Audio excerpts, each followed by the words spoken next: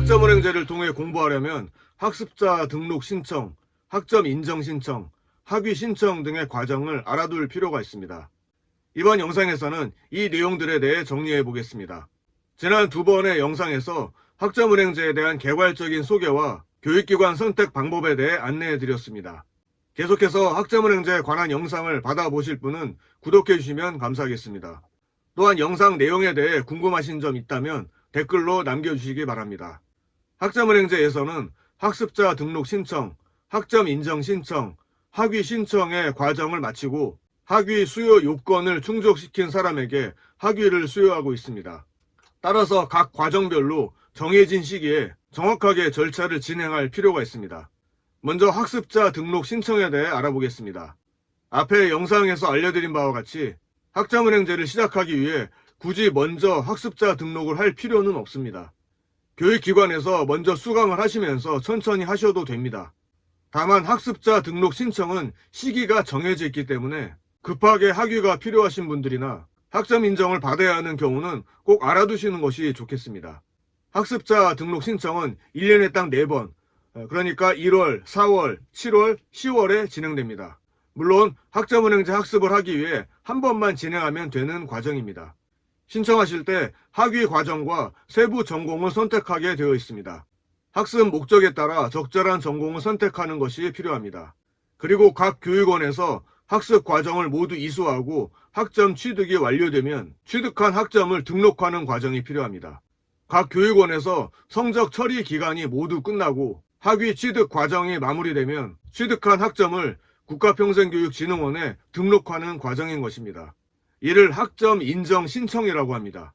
학점 인정 신청 역시 1년에 4번, 1월, 4월, 7월, 10월에 진행됩니다. 학점 인정 신청은 여러 학점을 모았다가 나중에 한꺼번에 하지 말고 취득하는 대로 수시로 하는 것이 좋습니다. 그리고 학점 인정 신청은 유료로 진행되고 있으니 참고하시기 바랍니다. 마지막으로 취득한 학점이 학위 취득 조건에 도달하면 학위 신청을 할 수 있습니다. 2월과 8월 1년에 2차례 진행됩니다. 정해진 기간에 신청하게 되면 교육부 장관 명의의 학위를 받을 수 있습니다. 물론 오프라인 교육기관은 대학 총장 명의의 학위를 발행하는 경우도 있다는 점 지난 영상에서 알려드렸습니다. 신청한 학위증은 우편물로 받을 수도 있고 국가평생교육원에 직접 가서 수령할 수도 있습니다. 다음으로 교육원을 위한 과목 수강 이외에 학점으로 인정받을 수 있는 학점 인정 대상에 대해 알아보겠습니다. 지난번 영상에서 자격증과 독학사를 한번 언급한 바 있습니다. 먼저 자격증에 대해 정리해 보겠습니다. 학점으로 인정받을 수 있는 자격증은 학사는 3개, 전문학사는 2개입니다. 자격증별로 취득 가능한 학점은 자격증 취득의 난이도에 따라 다릅니다.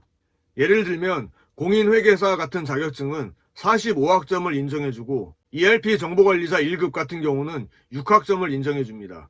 따라서 너무 어렵지도 않고 쉽지도 않은 적절한 난이도의 가성비 높은 자격증을 준비해야 학점 인정의 효과도 있고 학위 취득 과정도 단축시킬 수 있습니다. 학점 인정 자격증으로 새롭게 편입되는 경우도 있고 인정 학점이 달라지는 경우도 있으니 이 부분은 학습 과정을 진행하면서 잘 살펴볼 필요가 있습니다. 예전에 학교에서 강의할 때 운전면허는 인정해 주냐고 질문한 학생이 있었는데 운전면허는 안 됩니다. 다음으로 독학사입니다.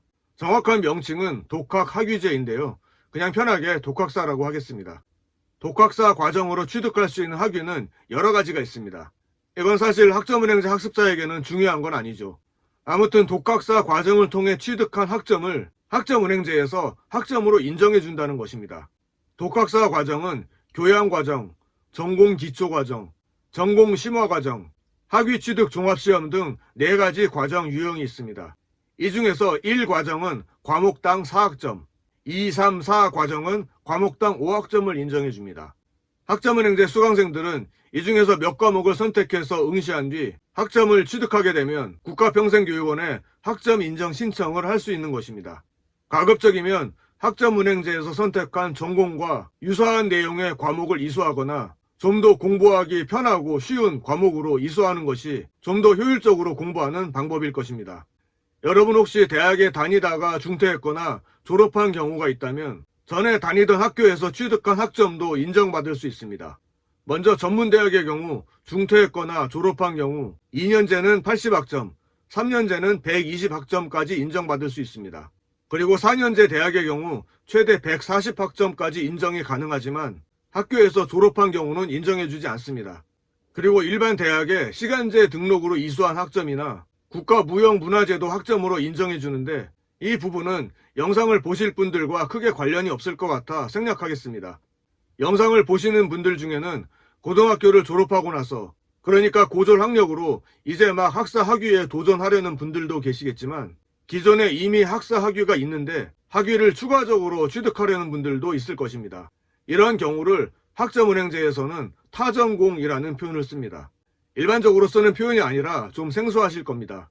저도 사실 기존에 학사 학위가 있는 상황에서 학점은행제 타전공을 통해 추가 학위를 취득했습니다. 타전공에는 크게 전문학사 타전공과 학사 타전공이 있습니다. 전문학사 타전공은 전공 36학점을 취득하면 되고 학사 타전공은 전공 48학점을 취득하면 됩니다. 그러니까 학사 타전공의 경우 48학점이니까 16과목을 이수하면 기존에 보유하고 있는 학사 학위 이외에 추가로 학사 학위를 하나 더 받을 수 있다는 것입니다. 앞서 1년에 취득할 수 있는 학점이 42학점이라고 했으니까 3학기 만에 학사 학위를 하나 더 취득할 수 있는 셈이죠.